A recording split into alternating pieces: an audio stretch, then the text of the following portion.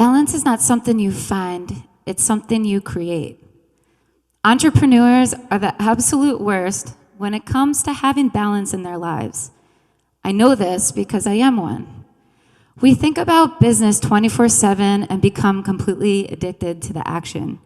We have such a passion for what we are doing that we lose sight of everything beyond our work. We become so hyper-focused on getting things done that time continues to pass us by, and we forget to notice how incredibly beautiful the things around us are. The problem becomes that we get so engrossed in our work that we completely forget that having balance in life is a key ingredient in achieving success.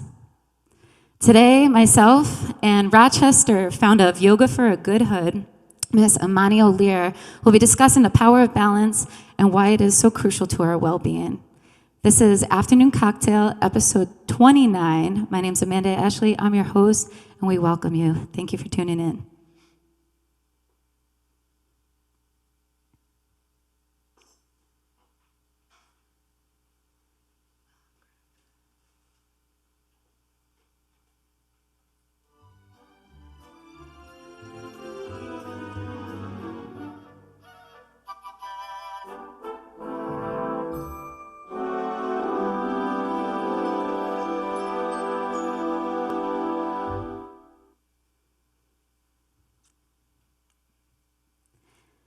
This isn't something I normally do here, but today's musical guest, unfortunately, had to back out due to some health concerns. So we are here, and I want to share with you one of my songs.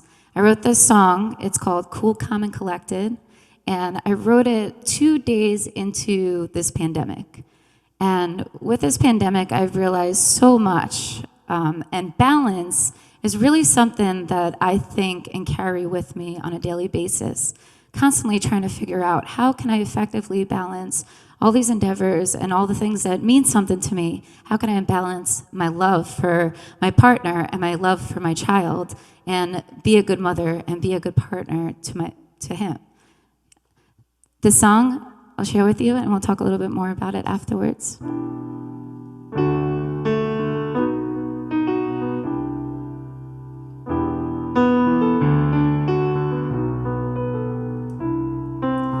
Cool, calm, and collected, all I have took for granted. Remorse I feel each day I live worrying.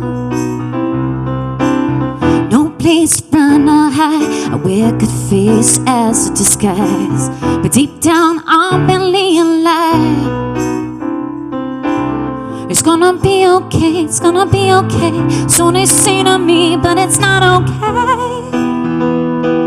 Strong for us I will be. It's gonna be okay, it's gonna be okay. So they say to me, but I'm not okay. Strong for us I will be. Here for you I will be. I'll protect you and you protect me. Hold you close and let love be your guide. It's gonna be okay, it's gonna be okay. So they say to me, but I'm not okay. Strong for us I will be. It's gonna be okay, it's gonna be okay. So they say to me, but I'm not okay. Strong for us I will be.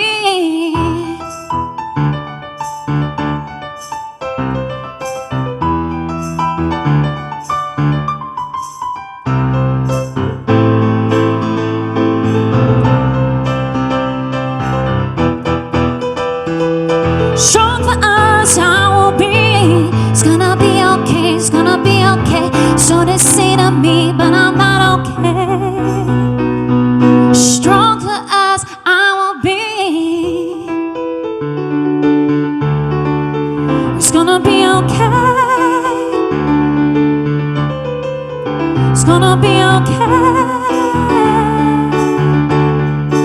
It's gonna be okay, it's gonna be okay, it's gonna be okay.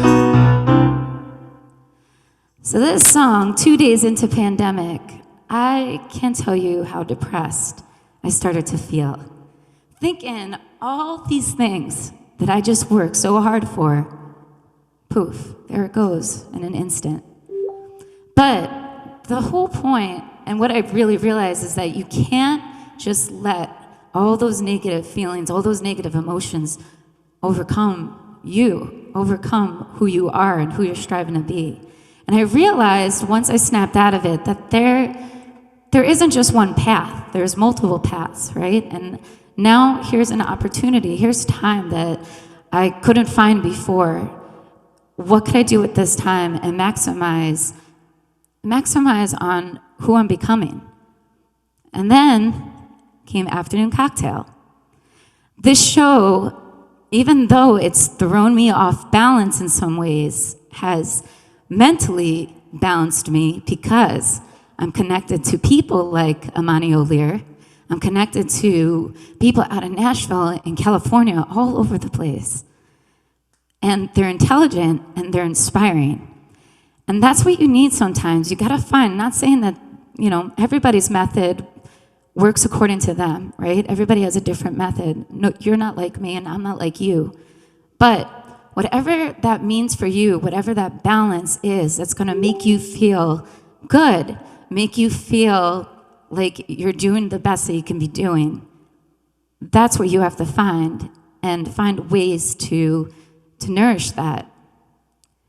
Hey, Imani, are you here with me? I am here with you. Do you hear what I'm Absolutely. saying? I hear exactly what you're saying. And I was just like vibing out and just feeling the words of that cool, calm, and collected. Like, I just love that because it is ever evolving. We are always becoming. I love that a lot. Cool, calm, and collected, like when I was writing this song, all I could think of is those are three things that I do not feel at all right now. Those are three things that I'm trying to find my cool. I need to find my calm again. And I have to collect myself before I become a train wreck. That's where those three words popped into my head. Yeah. And really, this song is about being strong for my son. It's gonna be okay. Everybody says, oh, it's gonna be okay. You'll be fine. You'll get through this. We get through this, right? But what's happening presently in those emotions, you can't control. Life is not always in your control. And this pandemic, if anything, has taught us all that, right? Anything could happen and change in an instant. So how do we keep cool, calm, and collected? Whoops. How do we keep No worries. cool, calm, and collected in these points in time where, we feel like we're gonna lose it? How did you But do what that? what if we did lose it? Like what is so wrong with also losing it? Like having balance is both. It Yeah. is those moments of like losing it. Like I always evoke my lineage of women before I speak. And as the daughter of Connie and the granddaughter of Marion and my great grandmother Carrie, I am sure they saw some things, and they were always cool, calm, and collected, but they gathered themselves back in, right? They became self composed again. But I think that's because they sometimes let themselves fall apart. Yeah. Um, there's some beauty in that. And I had to learn, I mean, at 51 years old, I had to learn that it's okay to come undone, but finding safe places and brave spaces to come undone, as my one of my girlfriends calls it. Yeah, that's so brilliantly stated. I think, and also, like, I think so often, I mean, you're a mother, right? You have Mhm. grandchildren. So many times we are so concerned about everybody else, right? And we will present ourselves in a manner where, even though in my head I feel like my world just crashed Yeah. completely, you know, I do not want to let that energy off for my son to pick up on. I want Yeah. him to be protected from that because I want him to know it's going to be okay and that Yes. mommy's got to figure herself out, so that we could all be okay together. Oh, I get it. I was a single parent of two. My son's father was murdered, and just life circumstances for my daughter's father, and two different fathers. So, two different, like, like vibrations of energy, of all kinds of things. And so there were times when I said, okay, I have to pull it together for my children.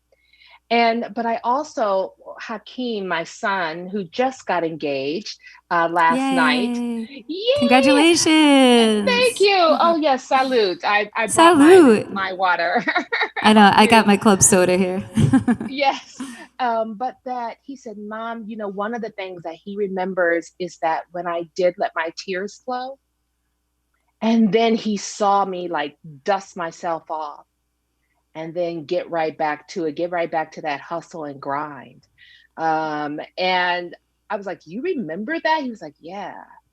And so our kids are always watching. And as we were speaking of, like, right, they pick up certain things. And your son will be so strong because he sees some of the things that his mom is doing. Yeah. That's amazing. So I've listened to your TED Talk like probably 3 times since I contacted you to now. Yeah.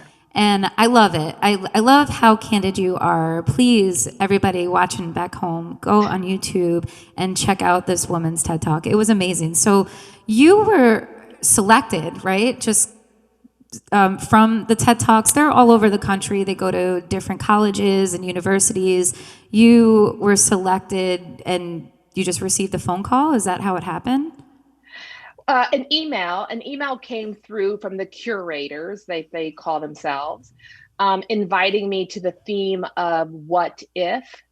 I freaked out. I came undone. And then I was like, what? What do I have to say? And then it was like, okay, this is an opportunity to create possibility in our community. And so, yeah, so it just kind of came about in a last year now. Yeah. There are so many beautiful things that you say, and I mean, I hope you don't mind if we like highlight some of them. I mean, you were just talking a little bit about your history and your past, and you're very candid about, I don't want to say about your flaws, but about the things that kind of had held you down at one point and that you had to overcome in order to become the queen that you are. You're such a queen. Like you do so much, and we'll talk more about what you have happening for you right now. But I mean, you were telling me earlier before the show you battle lupus. You have some health issues, right? That you're Yes. constantly overcoming on a daily basis. And then on top of that, you had a murder in your family. How did you keep your? I mean, you told me you let the tears flow, right? At one point, but what was your aha moment in life that like you just realized you were becoming who you were and how you were going to push forward beyond all these weights that were Yeah. maybe holding you down or plaguing you? Yeah. I think there were many small moments and many moments of looking back. There is a principle called Sankofa. Sankofa means that you reach back in order to pull forward, and not only for yourself, but for others. And it's a principle that was around from my father, taught me it. And so I always knew that that was like a core value of mine. And so even in the midst of, okay, this feels like it's pulling me down, because I've had others pull me forward. So as they pulled me forward, I can then bring others forward with me. So that was kind of like little mini small moments, right? Um, After my son's father was murdered, I remember a deep depression, going through that and thinking no good would ever come. But I went back to college and had like really lovely awakenings there, right? Or it happened when I went to a yoga class, or it happened when my girlfriend said, "Girl, you good?" Right? Whatever it may be. But I also come from a lineage of women and Black women that I have seen like say no, right? This you can move through this. Yeah. I loved what you said. I mean, it repeats in my mind over and over again, and it applies in a few different ways. But your quote saying wellness is a civil right, not a luxury. Yes. And you actually said it twice. You repeated it twice on your TED Talk because Yes. if you think about it, when I think about wellness, I mean, you apply it to yoga, right? But I mean, overall wellness too. When you think about wellness, like we mentioned earlier, so many times we put everything else before us, even when we're doing for us, like, and going back to what I was saying about entrepreneurship, when we're working, our minds are in a flow, like we're thinking about our next move, like what we're gonna do, right? And you get so immersed in the almost like in the action of it that you also forget about those other little things that, like I need a quiet time today, Right. I needed to go for that walk or that hike and to decompress and to remove myself away from everyone else, everything else, and just Yeah. live in the moment and absorb what's around me. I've had to recently do that a bunch of times just to kind of recalibrate and to think clearly. And I've been doing that in the form of bike rides. Sometimes just getting up Yeah. really early, put it on my tunes, and then riding really fast, getting my adrenaline pumping, but being just lost in my head. When you were saying this, what do those words mean to you? Wellness is a civil right, not a luxury. Well, I come from an industry, fitness industry is mad expensive, right? Like, Yeah. it is, billions of dollars, right?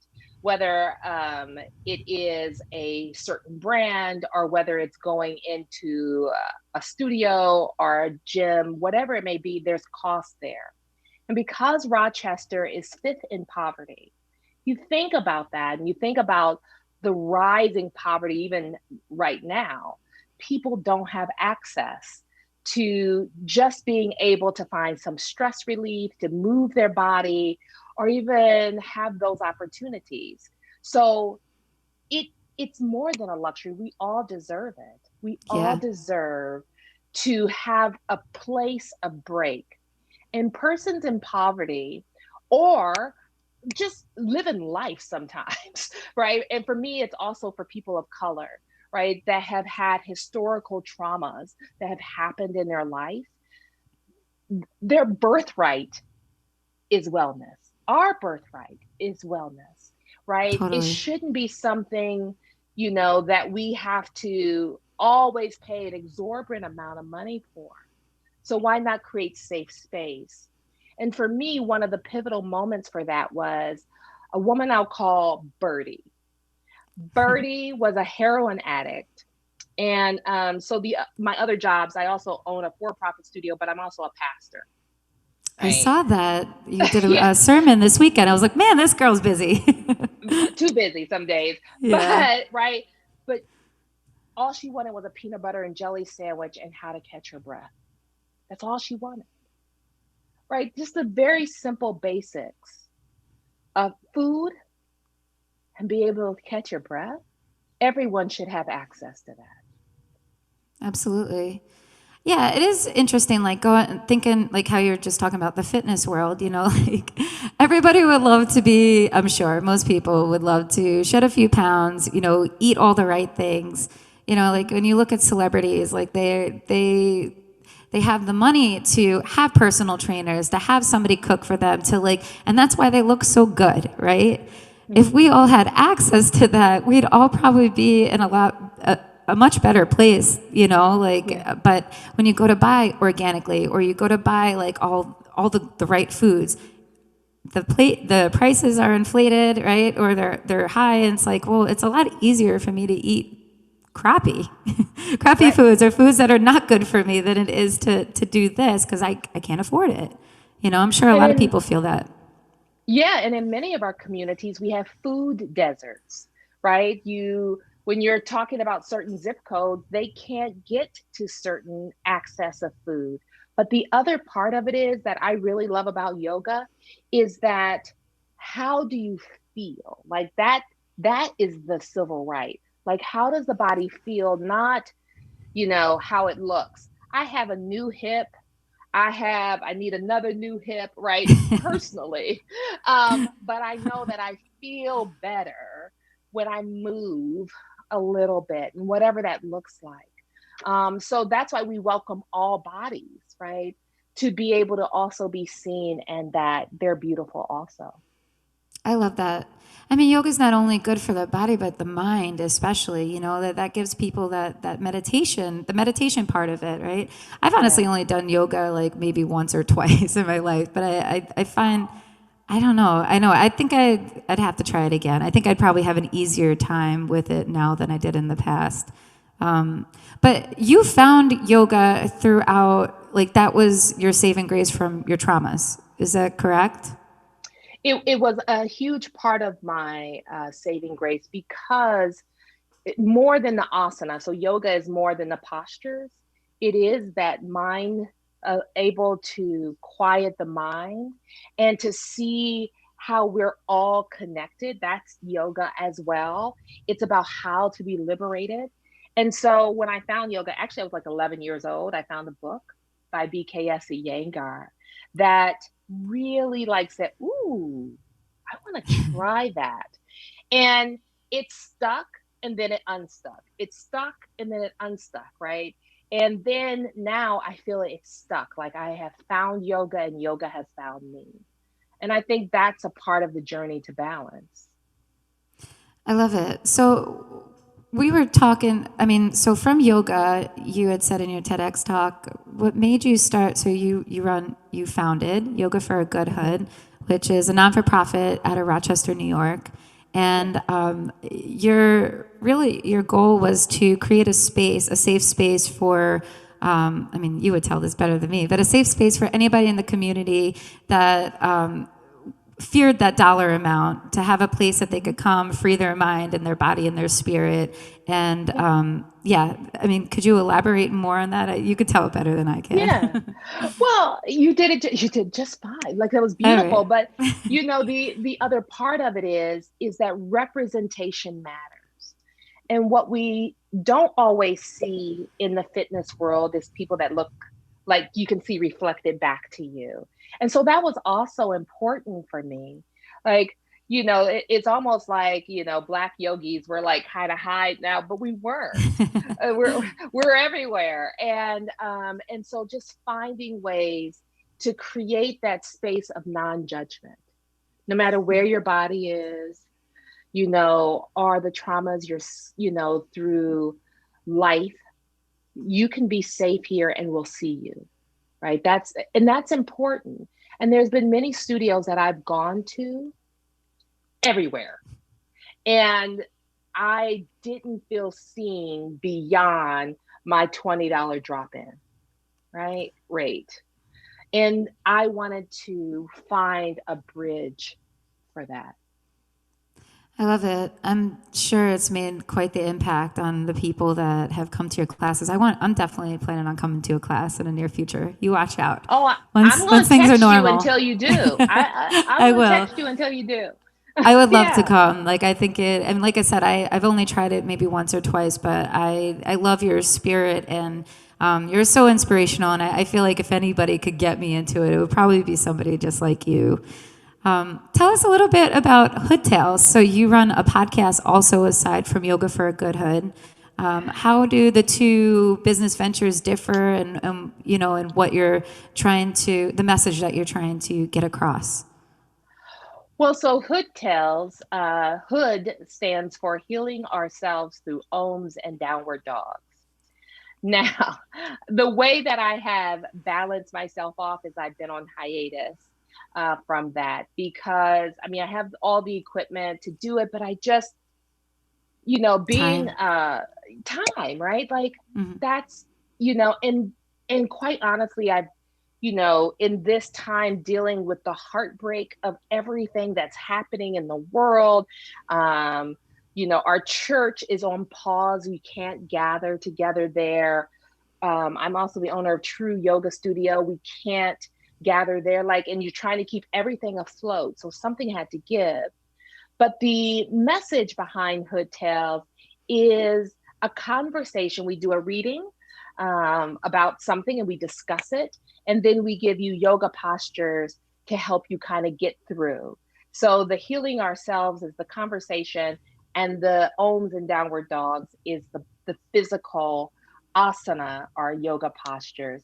And we're just trying to let people know that we all can do this thing called yoga. Yeah. Sure. I love it. And then I noticed like you had, we were talking about your grandchildren. That was one of the ones I listened in to one of your archives. And you have a few of your Yeah. archives up on your website. And it was so Yeah. cute. You know, it just makes me think, I'm like, it's, it makes you think about how candid children are and how innocent Hmm. they are. And like we were talking, the things that they pick up on, you know, and the Right. things that seem so obvious to us that they don't pick up on. You know, Right. what have your grandchildren or what's been a lesson that you've taken from the people, your children in your life? Yeah. What have they taught you and what have they taught you about balance? Yeah. They've taught me to be in the moment, because whether my youngest, who's 10 months old, he's discovered his toes, right? And he's really fascinated with his toes. Like could we just be that interested in our own beauty and self? Like he's just focused. Or Gemma, she is like, if I happen to look down at my phone, she's like, Mimi, Mimi, we're playing. And I'm like, that's right, we are.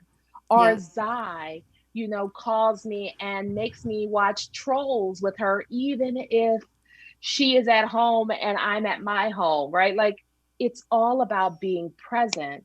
And, realizing that has been, for me, what I think the biggest enlightenment that we can all have is that if we become more present in the moment, we can find more balance.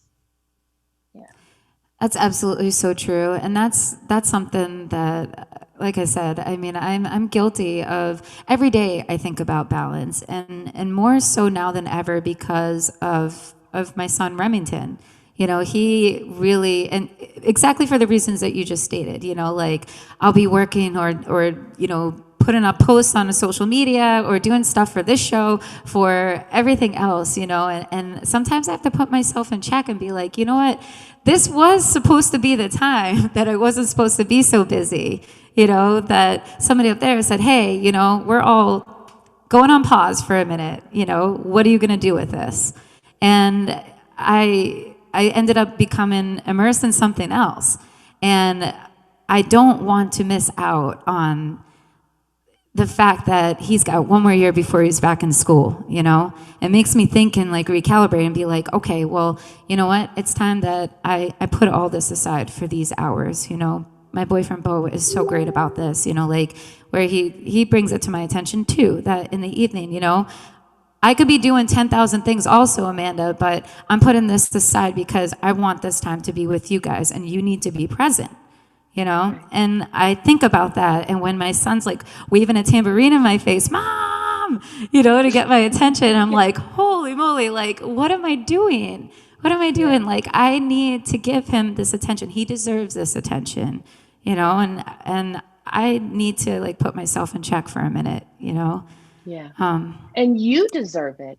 You deserve it to allow your parasympathetic nervous system, right? That is the brakes of our car, this vehicle, our body. And if we're not taking time to breathe, if we're not taking time to pause, we're always amped and running. And so no wonder we're always like triggered over things, because, and now there's some things we should absolutely be triggered over, but there are times in which if we're not nurturing, the nervous system, to let it know that it's safe, that we can pause and rest. That's why it's hard for us to turn off. mhm. I I read. I have this book called the Path of Light, and I have this little quote printed. May I read it? A little quote to you. Please, please, yes. And it's in my like altar space, in my meditation space, and it says, "It is my desire to sit calmly upon the throne in the temple of my own body, between the two great pillars of positive and negative vibration, balancing them to the point where I can radiate through my temple of light for all I come in contact with the wonderful peace, poise, power, wisdom, love, and harmony of the universe. Like It's awesome. that. Like, right? There's going to be positive, there's going to be negative. But where can we find sitting in the middle there, right? Like, right in that spot. Yeah. So perfect. I love it. Yeah. Yeah. Amani, before I forget, you're an author also, right? You have a published book, I do. Wonder I Woman. no, no. Before people get too excited about that book, um, I am proud that I finished it. However, who I published it through, they did not do. There's a lot of errors that they didn't fix. I will never claim to be a um, I'm a wordsmith, but I am not like proper sentence structure, syntax things, right? And I had hoped that that would get fixed, but it got published, and then after the fact, we found all these errors. So Oh, eventually, I hope to redo it or look at that again. But it is about my journey to joy and finding and refinding balance again and again. Yeah. do you write or keep a journal on a daily basis, or is it just something like maybe weekly? I'm not surprised. Yeah, I even hit like random notes. I find ways to pause either that or I'm out in my garden. Yeah, I Yeah. love it. Amani, I can't tell you what a pleasure it was to speak with you and to have you here with me Likewise. today. I really admire you, and I look forward to taking one of your classes. Are you doing anything virtually with your classes at the moment? Yes, we are.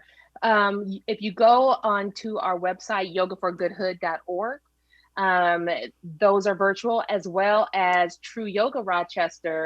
trueyogarochester.com. We're also virtual there as well. But the Yoga for a Good Hood is pay what you can if you can. The other is our for profit studio. I love it. Make sure you guys check out Yoga for a Good Hood. There's a Facebook page for it as well. You should go there and like it and maybe take one of these Please. classes and enlighten yourselves a little bit. And Amani, thank you so much for your sharing your wisdom with us today. Before we end our show, I just want to take a moment to thank our sponsors. We have a Patreon going still currently. So if you enjoy our show and you would like to support us, make sure you get to patreon.com/afternoon cocktail talk show. We have some fun little prizes to award you with along the way for whatever you decide to pledge, if you decide to pledge. Our major sponsors today, Electronic Merchant Systems. If you are in need of accepting credit card payments or need assistance with accepting credit card payments, they're your guys. Here in Rochester, New York, RebeccaDodge.com for untamed events if you need assistance with party planning. And Jewish Senior Life, hello to my residents. I love and miss you guys. I hope to see you again really soon. Get outside, it's beautiful. Salvatore's. Make sure you order your pizzas this week, your next party. And the Sawmill at Blades, right on University here in Rochester. They are open for business. They have outdoor seating, a full bar, and a beautiful menu. If you go to bladesrock.com, you could check that out ahead of time. And make sure you plan a date for yourself and for you and your loved ones. Go outside and enjoy life again. I'm going to leave you guys off with a few closing words. It's up to each of us to create harmony between our life responsibilities while finding time daily or weekly to participate in activities that bring us pleasure, personal fulfillment, and rejuvenation. Eating healthy and finding time to do some form of physical exercise on a routine basis, that creates physical balance in our bodies.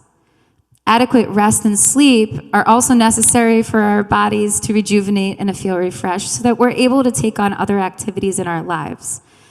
Balance also means making time for your loved ones, your family, your friends. This is part of our emotional balance. Having a support system is important, and that's what makes us feel cared for and loved, and knowing that there's someone else out there that cares for our well-being. Our spiritual balance, it comes from the quiet or the downtime that we allow ourselves to recalibrate and to refocus. Your body, mind, and spirit, it all needs time to refuel. Take some downtime each day and reflect on the things that are important to you. Refuel your soul. This can be done in the form of yoga, as Imani has exemplified, or meditation, or just by simply being quiet and while listening to relaxing music. Use this time to reconnect with your inner spirit, connect with your self-love and your appreciation for all that you have. Thank you guys so much for tuning in today. Imani, you're a queen. Thank you. Thank you so much. And we will be back here with a brand new show this Friday at 1 p.m. Eastern Standard Time. My name is Amanda Ashley. I hope you enjoyed today's show. Have a great day.